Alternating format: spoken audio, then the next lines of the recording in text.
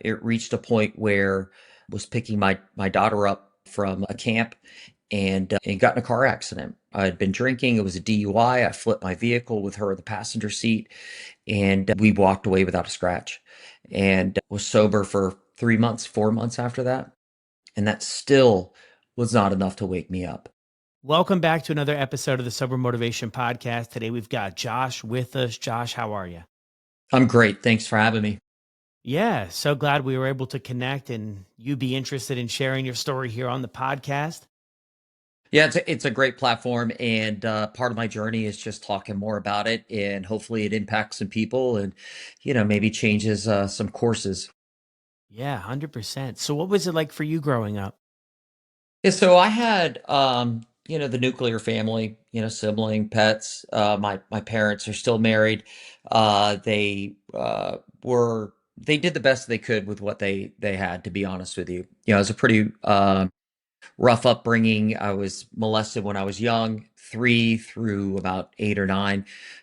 So was dealing with that, not just internally, but trying to share that guilt and that fear and that victimization with my parents in my early teens was hard. And that sat with me for a long time. Really, I honestly thought I had dealt with it, thought I'd addressed it, but it wasn't until this part of the journey they're kind of tied. My sober process and getting to that point of sobriety is connected with dealing with that childhood trauma, among other things. But the childhood, in looking back in it, if you were to remove that, um, relatively good childhood, I try not to complain about it. I love my parents to death, and as I said, they good. Yeah, and getting to that place too of maybe it was always that way for you, maybe not. Only guessing here on my end of they did the best they could kind of with what they knew. I think that really shows. I think for myself a big deal of growth in the healing process of all of that, right? Like, I mean, I'm a parent now and yeah, it's Right, tough, right. Yeah, I'm a parent with 3 kids, and 20, 18, and 11. So spreading them out changes your perspective. And I want to have a great relationship, and I do have a great relationship with my parents. But I did want my internal process of dealing with my own trauma and my own journey to um, sour my relationship with them as they got older and I got older and my children grew up with them. So it was really important for me to deal with it, to provide, that grace and forgiveness, so that we still have a positive relationship. Yeah, beautiful. Well, thank you for sharing all of that Yeah, as for the sure. the early childhood days. Where did you grow up? Grew up in Atlanta for the most part. A little bit in upstate New York, but my childhood was primarily in Atlanta, and great. I loved it. Went to college in Vermont. Lived in New York City for a while, so kind of been all over. Now I'm in Florida. But during those journeys, just to tie it into the sobriety, I got to college and I didn't drink my freshman year. I wasn't raised old. My grandfather was an alcoholic, so my dad's reaction was to swing the pendulum to the other side, and grew up, in a very controlling, kind of perfectionist-driven environment. So when I got to college, I really wanted to, have that control, and over time, I started, drinking more and more, and then it escalated. Yeah. So when you grew up, there wasn't like much drinking around, or wasn't like No, problematic in a sense. No, interesting. no, neither my mom or dad drank. My relationship with my grandfather was really removed. He was in Vermont, I was in Atlanta, so wasn't around it. So my interpretation of what alcohol and a relationship with it looked like was through my father and my mom. Yeah. So that's kind of what was passed down to you in those initial Yeah. years up until anyway college. There, how did high school go for you? I mean, you mentioned kind of the perfectionism too. A lot of people, a lot. This comes up a lot on the podcast. This Yeah. sort of Yeah. idea of getting everything right, which is Right. feels like a lot of pressure. I mean, did that impact you? You Well, did well in school then? I did really, really well in school. But in this journey, I've been diagnosed with ADHD, some OCD in there, depression, all clinically diagnosed. And a lot of what happened to me in my childhood, even through my teen years, was a compounding effect of not only my own biology, but my mom particularly was very much a perfectionist, and my dad had very high standards, and those two things combined with kind of my own chemical makeup led to a ton of pressure that I still deal with today. I still go to therapy. I still talk about these things to create better coping mechanisms than a lot of the things that I built to protect myself over the years. And alcohol became a crux for that over time, was a way of turning my brain off, shutting down the OCD, escaping the ADHD, avoiding that perfectionist voice in my head kind of thing. Yeah. Did the ADHD stuff come up like in high school for you? Or you mentioned too, is that like now like kind of part of your life today? Yeah, yeah, much later in life. There wasn't a lot of that kind of care around me growing up. It was you just this is who you are. You do the best you can, and usually that's not good enough. So you got to try harder, and that's kind of the mentality that I was raised with. That it was just you're never good enough. Yeah. Which I mean, I think our parents, would like to guess, that they want what's best for us, right? And kind of what's best is like do well in school and get a good education, and then dreams will come true. But it's maybe in that entire process too that we pick up. I really connected with what you said, sort of the armor we put on, or what we do to survive and how we survive. And then I notice people as they kind of go through life and go through this journey is the big part in sobriety. I mean, skipping way ahead here, and I'm sure we'll get to it, but a big part of the sobriety is really identifying what are the things that helped us survive that are no longer serving us anymore and might be keeping us stuck, like lack of vulnerability or trusting others or the grace that you've mentioned too. So that's interesting. Yeah, I mean, as I evolved, I just became more and more empty because nothing was good enough. Nothing satiated me, right? I was always hungry for more, so I was constantly chasing. And as you mature and you evolve, your wants and needs change.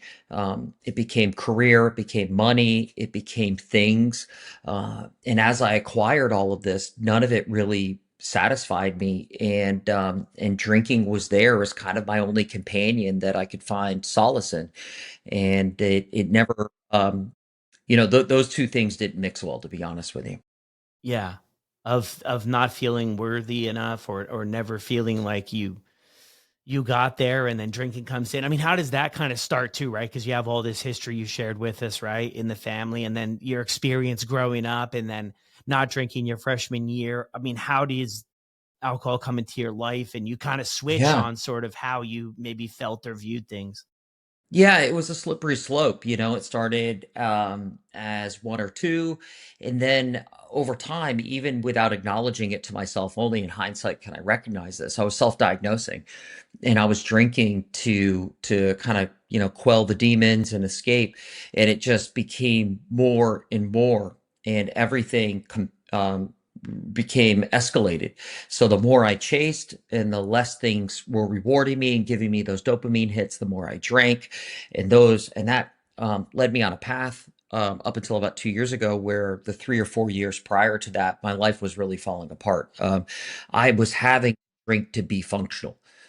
So I was waking up in the drinking. I'd wake up in the middle of the night. If I had a headache at 2, 3 a.m. in the morning, waking up, I'd sneak out of the bedroom and I'd drink, and got to a point where I was hiding it from my family completely. And then it reached a point. And if you want me to talk about that now, I can. If that Yeah, I makes mean, sense. yeah, I mean, I would be interested too, sort of in the kind of story to how you ended up there, because I think a lot of people, there's a lot of people. It's so interesting, right? A lot of people in these are kind of how the stories go in a sense, right? There's always kind of that maybe that quote unquote sweet spot to where it's not overly problematic. You don't have a vision or don't think it ever could get any worse. And then there's a lot of people who I find kind of live in that maybe gray area of things Yes. aren't that bad, so maybe I won't do anything about it now. But it's also interesting because it's like, well, if you're already headed that way, how many other areas in life do we wait until things get really that bad. Like if we have a flat tire, we don't drive on Right. it for the next 3 years thinking, "Well, I'll just look after it another day." So I am really curious on how things kind of ramp up, and maybe it's justification, maybe it's denial, maybe it's just this is what's working for you. Like really interested in sort of that story, because if anybody's kind of in that Yep. spot of like on the Yep. fence of like, hey, maybe I'm headed this way, maybe I'm not, like what was your experience kind of in that middle ground? Yeah, I would say I think I avoided that self-reflection. I would have the typical, oh, I should stop conversations. And I did, throughout my journey. I've been to rehab 3 times. Um, the first time was like a virtual rehab, didn't make any sense, didn't last long. Sick. And then, but had that conversation. I got to stop. Was engaging for a period of time, 2, 3 months. I was sober. And then, I wasn't ready. I hadn't surrendered myself to stopping. I was still resisting. I was still thinking I could manage it, that I was in control, that I had power. Eventually did inpatient for 4 days, was supposed to be 10, but 95% of that population at that rehab facility were going to jail essentially, after they had passed through. I didn't really connect with them. They were all narcotic users, and the community there was not healthy. So I went to the doctor and conned my way essentially out of rehab, and was able to stay sober for a period of time. And none of these things woke me up. None of these moments. And then it continued to escalate where I stopped. There was a point in time when the rehabs kicked in where I wasn't drinking around anyone. It became hidden. It became secret. It blew up my marriage, my relationships with my kids. It became something that I had to do every day to physically feel better. And it reached a point where was picking my daughter up from a camp, and got in a car accident. I had been drinking. It was a DUI. I flipped my vehicle with her in the passenger seat, and she we walked away without a scratch, and was was sober for 3 months, 4 months after that, and that still was not enough to wake me up. And to your point, though, to the question, how to get there? It got there because I let it, and in a way, it was a weakness in me. I kind of had given up, to be honest with you, on myself. I couldn't love myself. I was never good enough for myself. I never felt satisfied with myself, and the alcohol turned all of those thoughts off for me, and it became a yin and a yang. The thing that was killing me was the thing that I needed, but I didn't want it, right? And that toxic relationship just continued to spiral me down and down, and I didn't have the resources, I didn't have the desire, to be frank with you, to change any of that at that moment. There was the logical side of me that was saying, "Oh, you should stop," but my body and my emotions and my spiritual place in that moment of time didn't bring me to a point where I could admit I had a serious enough problem that I had to go to inpatient again, that I needed to officially stop for the rest of my life. Um, and looking back on it, I don't know um, what more could have happened to me up to that point to wake me up, and then more stuff did. But looking back on it, I continue to wonder, like, how did the DUI of all things with my daughter in the car not create self-reflection? And the forgiveness had to first. I had to forgive myself. I had to deal with my past, my childhood. I had to, I went I've been to psychiatrists, I've been to therapists. I've had to approach it really holistically to get to where I'm at and be sober for the last 2 years, to be honest. Yeah. Well, thanks. Thank you so much for sharing all of that. I think it really paints that picture and kind of leaves us with that question of what it's going to be for each individual to make the change, right? For some people, it's a quiet conversation on a Sunday morning that enough is enough. And for other people, it can be intervention after intervention, event after event to that kind of get to that S word that you mentioned of surrendering, that this is always going to end up me in the same or worse situation. Well, Um, exactly. After the uh, after the DUI, as I mentioned, I remained sober for a few months. Started drinking again. My wife went out of town and was watching my daughter, and we were married. We're still married. It all ends happily, I hope to say. Long road, but you know, we were fighting. She left. There with my daughter. She saw me drinking. When my wife came back, I was supposed to leave for Italy, and it all blew up. My daughter shared with my wife that she had seen me drink. My wife confronted me again. I left my wedding band on the butcher's block, packed my bags, hopped on an airplane to Italy for business, and thought that was it. No more marriage. Gonna lose the kids. There's no way I could keep them with my track record. And got to it just started. I mean, this is how bad I was. During that process of slamming my wedding band down and packing my bag, I actually went to the convenience store, drank in the parking lot of the gas station, drove back, wrapped up, took an Uber to the airport, kept drinking, landed in Italy, walked to a market, bought whiskey, got back to my hotel room, kept drinking, went to a team dinner that night, hammered, fell asleep at the table, went back to the hotel room. Woke up the next day for our big business meeting with the owners of the company, and I was hungover. I was sick as a dog, and played it off as COVID. They sent me back to the hotel, went through the COVID test, kept drinking. It got to the point where one of my employees saw my behavior in the hotel and thought I needed an intervention there, and called 911, or the equivalent of. I went to the hospital, and spent the night there, fluids, the whole thing. My employers picked me up the next day, and I got a letter shortly thereafter terminating me. So here I am in Italy by myself in a hotel room, hungover, fired, thinking I'm divorced. And my first thought, my only thought is, where's my next drink?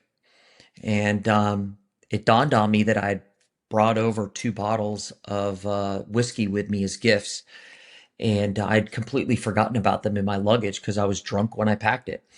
And found those, drank one and a half, broke the second bottle after popping 8 or 10 trazodone, and thought I'd be done, and that was it. And all while this was happening, my employee called my wife, and this is kind of overlapping timeline. Called my wife. She got on an airplane, flew to Italy, didn't tell me. No one told me. I was too drunk. No one was engaging with me. I was hidden in my hotel room. And she walked through the door with my employee, who happened to be a nurse, and found me dead on the floor of the bathroom. Naked, blood. I'd cut myself, piss, crap myself, no pulse. And they brought me back. And that was the 22nd of September. The 23rd is my birthday. And that was the first day I'd spent sober in a long time, long time. And it clicked. I I gave up, and I surrendered. I surrendered to my wife. I surrendered to the process. I surrendered to whatever life had planned for me, because up to that point I had tried to white knuckle everything and plan everything and execute everything, and none of it was good enough. And it led me to that, cold bathroom floor in Italy. And I just remember going for a walk with my wife on my birthday in Italy. We were going to fly out the next day, the 24th, and we walked that night. We spent 3, 4 hours just walking. These, they were just rural streets of Italy and Pisa. And I just remember that walk was transformative for me. We didn't talk about anything important. Um, we just spent time together, and we spent it together with me being sober. That was the moment that I told myself that if I surrendered to the process, I'd be okay. That if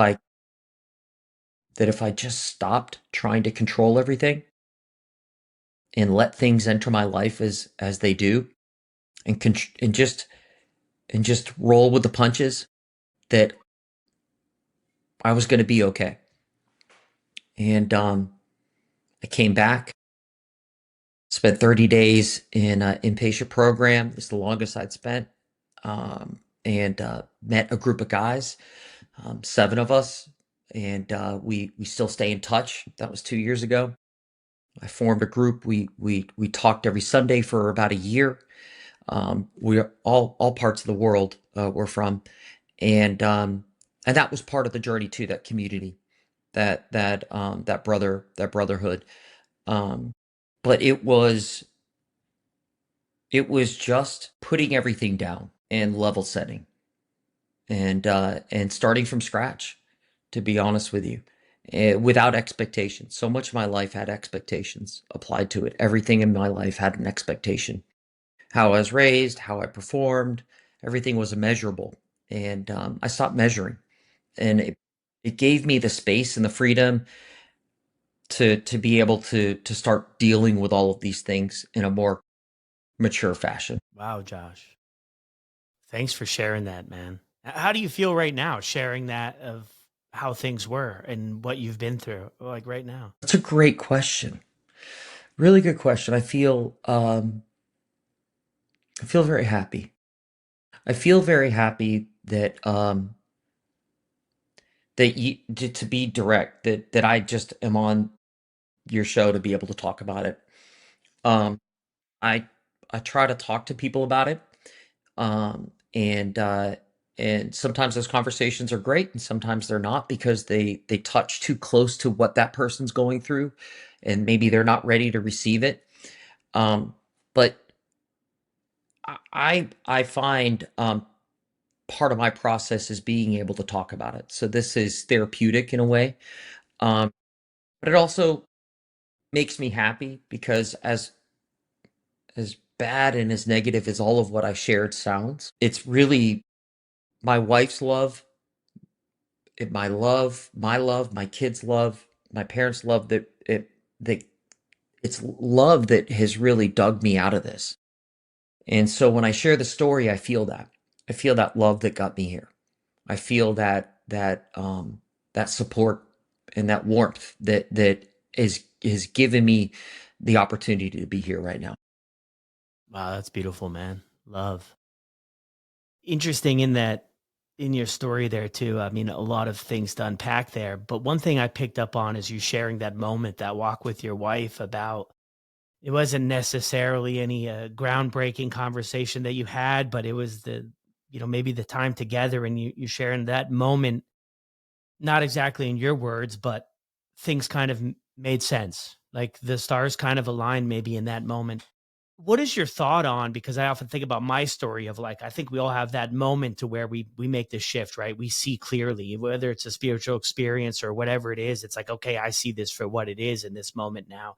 And then maybe on this side of the journey, we're like, how didn't I see it before? How could I not have seen Right. it or been so blind to maybe where I was headed? And that's interesting.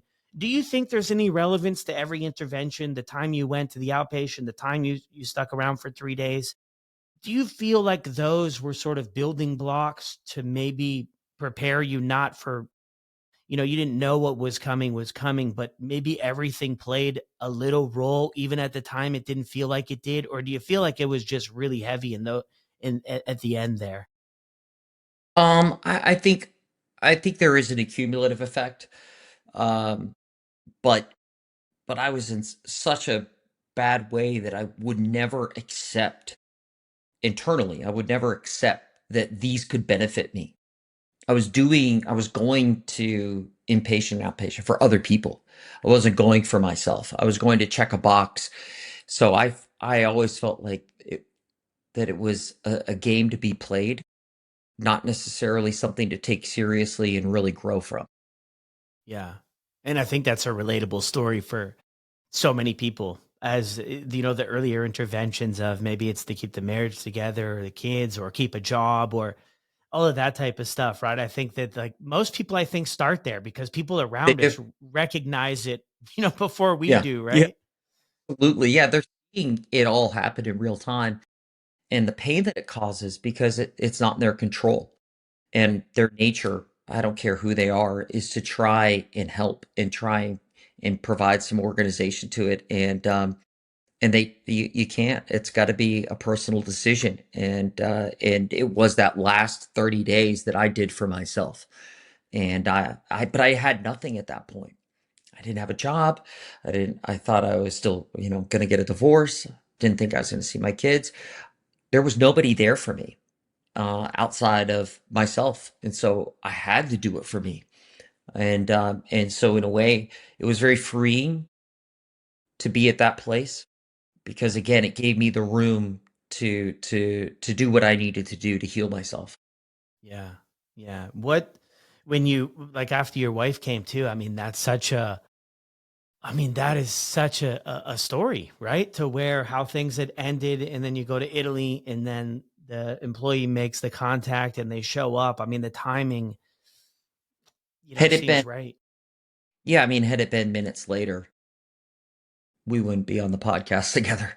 Yeah. So there's something very serendipitous about it. Um, I've had people ask me, did I see anything or did I have an experience or whatnot? I didn't. I wish I did in a way. Maybe it makes the story more relatable or more believable to myself if I had seen something or had this kind of journey. But I did. I just came to and I saw my wife, and that's the angel. Yeah. Yeah. And then you kind of make this commitment too to go to this program for 30 days and have a different maybe mindset or belief in yourself to do something. At this point you have to do something different. And it's so interesting too about kind of even circling way back of the armor that we carry and the things that help us survive and the things that help us keep going. And at this point, when you enter this treatment program now, my guess is that now you have to be vulnerable and you have to share what's really going on. You have to let other people in, and all of that stuff is kind of maybe things that you haven't really plugged into, right? About it, sort of admitting, right? I can't do this on my own. I need support. I need help. And this is all of the stuff I've been just stuffing down for all of these years. Yeah, no, that's you hit the nail on the head. And it there was a part of fake it till you make it in the beginning too. Um, I I took the amount of love that my wife has for me, and in that moment, hopping on the airplane, scared to death, seeing me pale cold on a bathroom floor, and still and being there to save me. I, if she can love me that much, then I have to be able to love myself. And I didn't believe that, but I kept telling myself that. And I had to just fake it till I made it. I had to keep telling myself that I'm worthy of love, that I'm a good person, that I am enough, and and that if she believed all those things about me, even when I didn't, that there was hope, that there was something in there that I could find for myself, and I was able to. Yeah. Beautiful. I love that, the fake it till you make it. It's interesting because some people have a different perspective, but I always say you'll only understand it when you're in a situation where you have to fake it till you make it, where you have to convince yourself to stick around long enough for sort of the magic or for something else to click. Yeah, I think you have to do the hard work. That's the big part of it for me, is that I was avoiding doing the hard work for a long, long time. And it's been the last 2 years that I've just committed myself to doing the hard work. And it's not easy. It's just not. But it's worth it. The rewards that I've received from my own personal validation, from my own personal relationships love for those around me have rewarded me in such a way where no matter how hard it is, it's worth it. And that's what I've seen and I saw while I was on this journey was the reluctance to surrender yourself to do the hard work. You got to suck it up. And just commit yourself to you kind of put it, just stick with it long enough because it will break in your direction. It just you have to be willing to put in the work to get there. Yeah, and that's the big part people talk about too is like the work and everything you have to do. I'm really curious too how you begin to after you make this decision to get sober, which is an incredible one, but ultimately the first step to everything else that kind of comes next. How do you begin to repair these relationships? I mean, with your wife and kids and yourself too. Yeah. Yeah, I think it's I had to come from a position of humbleness, to be honest. I had to show them that I could live around them before they let me back in. And over time, I was able to show that I was on the right track, that I could live around them, that I could start rebuilding some security in that relationship. But ultimately, they had to reach a point where they could forgive me. And that was their journey. And that's not something that I could I could push on, I could ask for. They had to come to terms with it on their own. So it relates back to the hard work. People think hard work is going to a party and being around alcohol and not drinking or having a craving. And for me, the hard work are the relationships and getting back to a position of safety and security with those that I love. And the hard work is recognizing that you can't control that. The hard work is sitting back and taking a passive role in these other journeys that you're dangling on the outcome. You want to be let back in. You want the forgiveness and the love, but you can't force that. They have to come to terms with it. So for me, patience and being humble and being present and showing through action that I was still in there, that the dad they knew, the husband that they married, the son that they had was still in there, and if given enough time and space, can find himself again. Yeah, that is it. I mean, that kind of leans into ultimately what can we control in life? Like but I think with the drinking cycle is that can be an element of us trying to control how we feel and so many different areas of life that it's completely exhausting. Going back a little bit because I kind of skipped over this and I'm just That's hearing okay. kind of where you're at now. Where was like the turning point you would say? I mean, when you first started drinking, did you identify problematic right away, or when was like the turning point that sort of maybe set you on this, or was it just ultimately a slow burn? I think it was a slow burn until COVID, and we had moved from Atlanta to Florida about 10 years ago. Florida is a very different lifestyle than Atlanta. Um, Much more permissive. Alcohol is everywhere, and I thought it was everywhere in Atlanta, but not like in Florida. And combined with my environment, my lifestyle, and then you have COVID where there was a ton of day drinking for me.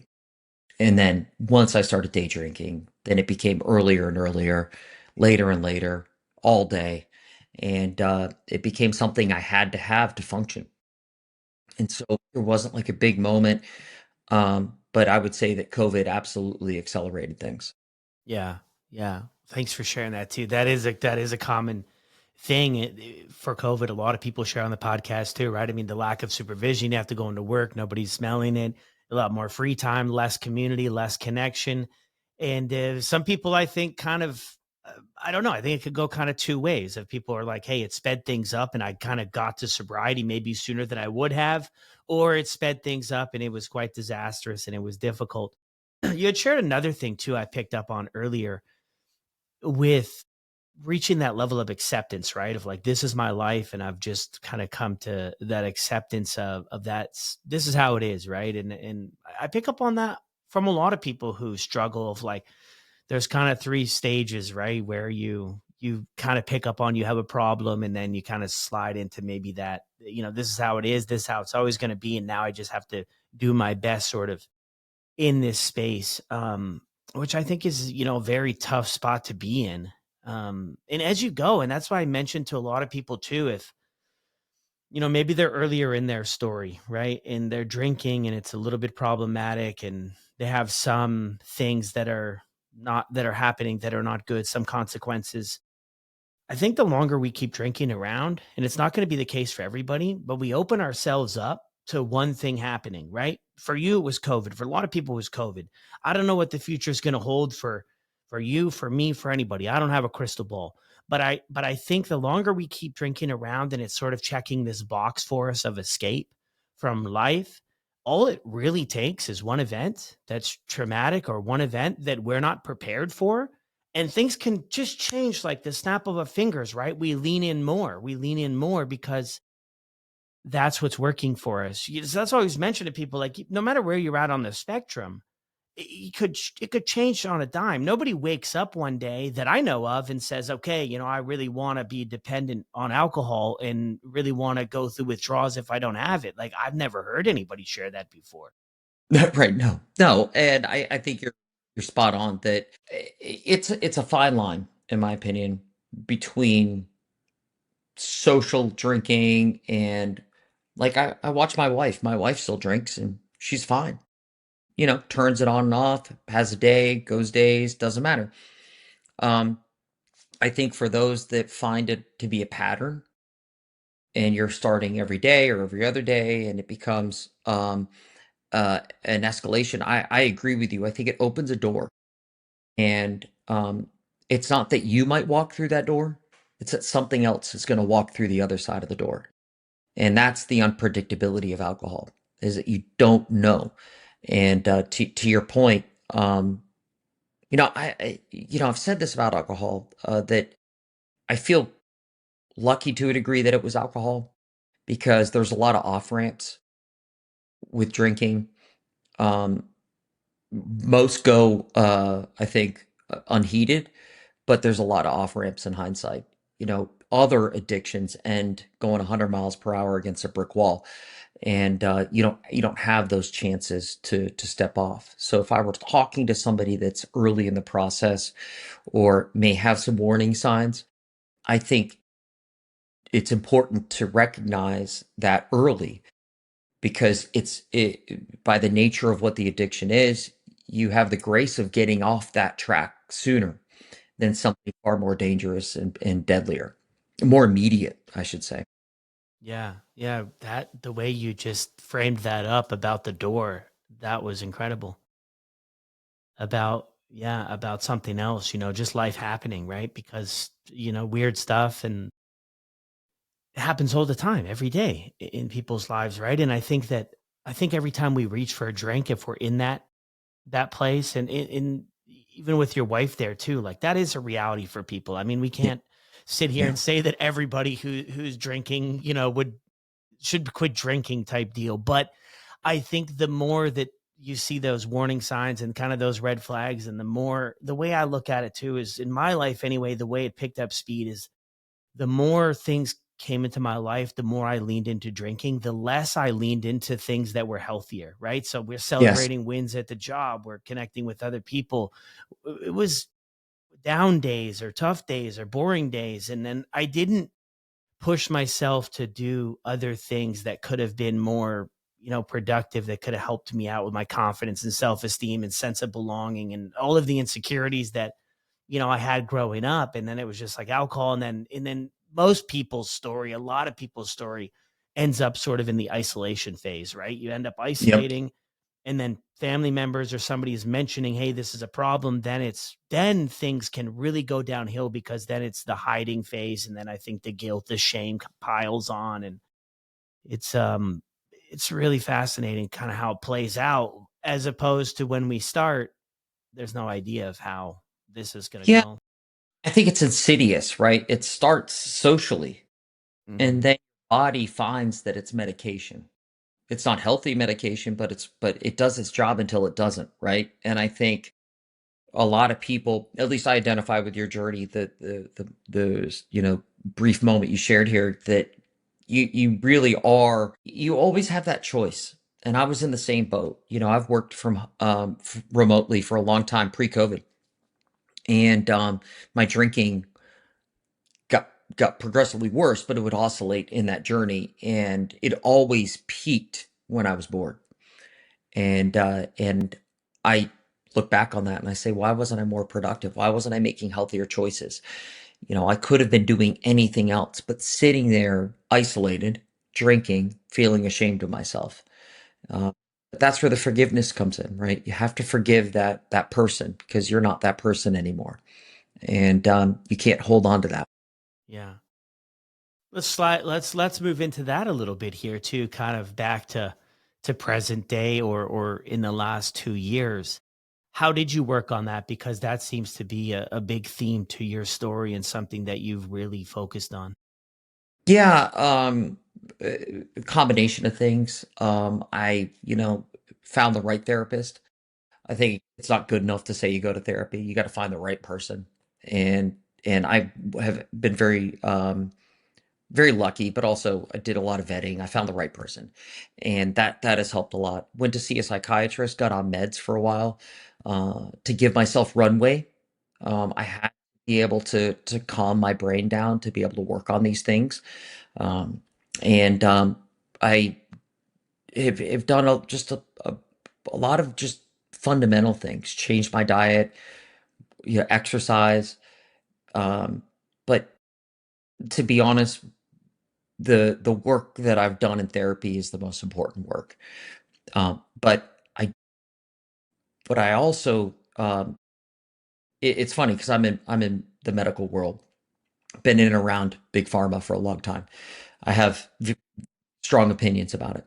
Um, but that being said, I needed the medication, um, to give myself that space to work in therapy.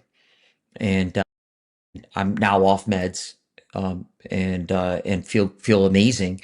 But I always I'll encourage people to explore that as an option, as something that is not a permanent solution, but something that can maybe help, in a short term, whether that's a year or 2 years or 5 years, whatever that short term looks like for you, to slow things down, to take the pressure off, to balance your body. Because if you've been drinking for as long as at least I have, it changes your entire, brain, rewrites neurological pathways, your neuroplasticity changes. I mean, all of these things are affected, and you have to give yourself space and time for all that to recover.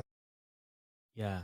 It did learning all of that help you as well? Because I find a lot of people now today, things are more like out there, right? Of sort of the effects, and it's things seem to be kept oddly quiet for a long time, of the impact of alcohol.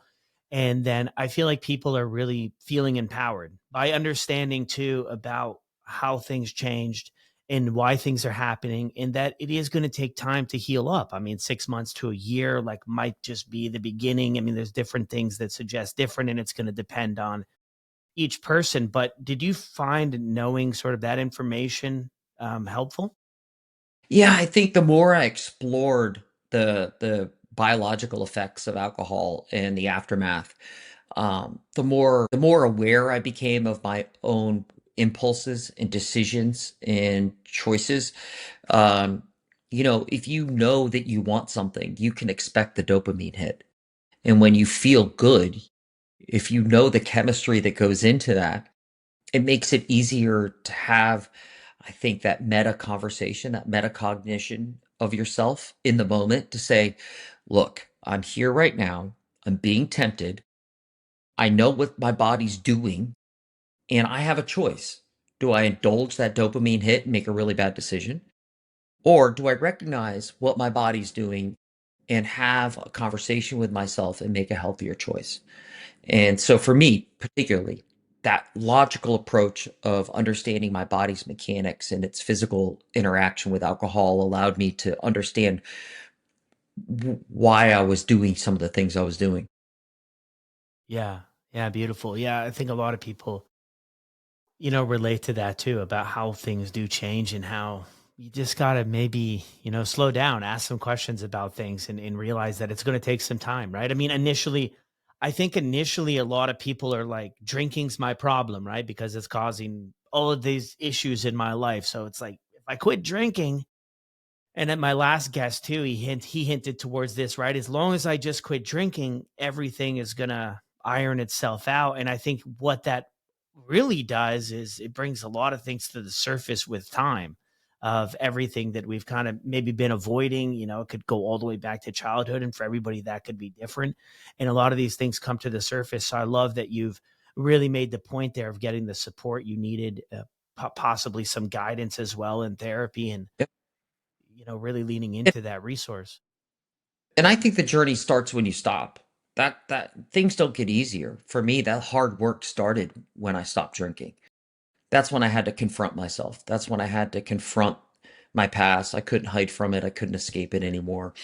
So for me, the hard work is when you stop drinking, but it's also the most rewarding work. It's the stuff that feeds your soul, that makes you look back on the last 10, 15, 20, whatever years of your life and say, how did I live without this feeling? Gratitude play into it at all? Absolutely. I say my gratitude prayers every day. Um, I am very grateful because it took um, a lot of a lot of the universe, a lot of God, a lot of my friends and family, took a lot of things for me to be here. And I'm just very grateful of that. And there was a long selfish period of my life where I didn't recognize how much people had contributed to my happiness. Yeah, beautiful.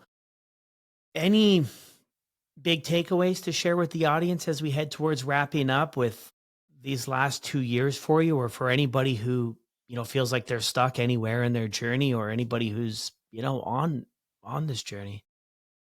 Yeah, I think to harp on it, um, you got to surrender. You just have to stop fighting yourself. If you're telling yourself it's a problem, give in to that. Surrender yourself to that and embrace what that means. What does that do to your journey? I think a lot of people are afraid to stop drinking um, because they don't know what their life will look like when they stop. And they know what their life looks like right now. And they're telling themselves it's tolerable. I can live like this. I can be here right now. I hate it. I hate myself, but I can do it because I know it. And the fear of the unknown holds, I think, a lot of people back. Who will I be? Who will I become? Who will I discover when I stop drinking? Uh, and I'll just say that that discovery it is the most beautiful thing that I think we can experience when we truly understand ourselves. And I don't think you come to a point of completion in that journey, but you definitely get to plateaus. And when you start reaching those plateaus, everything is just smells better, tastes better, more colorful. And for me, that if there's hope in this story, it's that when you finally decide to surrender yourself, you're gonna come out on the other side. I think seeing life tremendously more vibrant. Yeah, and I think there's so much truth to that.